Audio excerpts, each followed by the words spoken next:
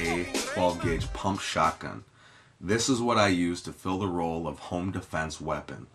The reason I use this shotgun over some of the other tactical shotgun variants available is really one thing. I prefer the ergonomics of the Mossberg shotgun over some of the other manufacturers available. And everybody's mileage may vary, but for me, the Mossberg has everything right where I would want it to be. I mean, the tang safety, the slide release, I can manipulate all of those without moving my trigger finger, which is a big plus for me for smooth functioning. Ultimately, there was really only one thing I didn't like about this shotgun, and I was able to remedy that problem very easily, and that was the blued finish it came with. I didn't like it at all, mainly because it was extremely shiny. So what I did to remedy that problem was I took off the blued finish and I applied tactical flat black duracoat. Once refinished with duracoat, it looked great. As you can see, it looks flawless, very clean, and very flat. There's no shine in it whatsoever anymore. So that was problem solved very easily and very quickly. As far as things I've added, modifications, really only the side saddle and the tack light in the front. The light is 115 lumen with the strobe feature, and then obviously the 6 shell side saddle. And that's really all there is to say about it. You know, the reason I chose the 500A over the 590A1 is because the differences were there's not a whole lot of a difference between the two shotguns.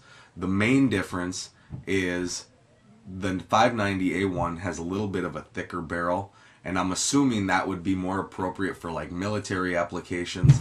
I think the thicker barrel may be a little less sensitive to high rates of fire, excessive firing, etc., etc. And the other thing is the 590A1 comes with a metal trigger guard. This comes with a plastic trigger guard. And that, in my role especially, makes no difference whatsoever. I would never notice the difference between the two, and I'm sure if anything it's a couple ounce weight difference, and that's it. The plastic trigger guard is extremely durable. It's not going to break.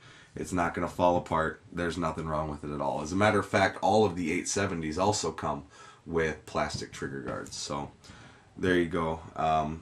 Also, actually, you know, there was one more thing. This has a 7-round tube capacity, and the 590A1s come with an 8-round tube capacity. So that's another thing too. I suppose I am giving up a little bit of firepower. So, but again, as a home defense role, I think 8 rounds or 8 shots, you know, 7 in the tube, 1 in the chamber is plenty adequate. And again, in the event that I ever do need to add more shells, I do have them accessible right there on the side saddle. So this is what I prefer to use as my home defense weapon. I'm also curious to know what you guys use as your home defense weapon. So please leave a note in the comments. Let me know what you use and why you use it. I'm real curious to know. Other than that, that's really all I got, guys. So just remember to leave your comments. Tell me what you got, why you got it. And as always, thanks for tuning in, guys. Bagpipes from Baghdad.